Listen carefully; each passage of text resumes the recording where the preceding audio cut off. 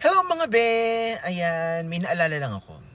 Alam nyo ba na ako kapag tag-ulan, tapos may bagyo, nasa bahay ka lang, muni-muni, ganyan, doon pumapasok sa akin yung mga thoughts nung mga previous relationship ko. Oo, hindi ko alam. Bigla na lang ako napapaisip na, naalala ko bigla siya, yung ganyan.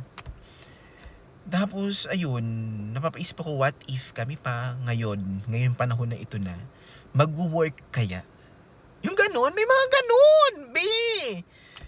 Kayo ba may mga gano'n kayo?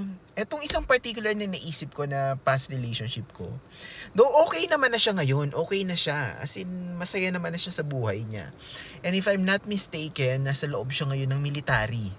Nasa military enlistment niya siya. Wala lang, paano kung kami pa kaya? Paano kung kami pa kaya ni Wono?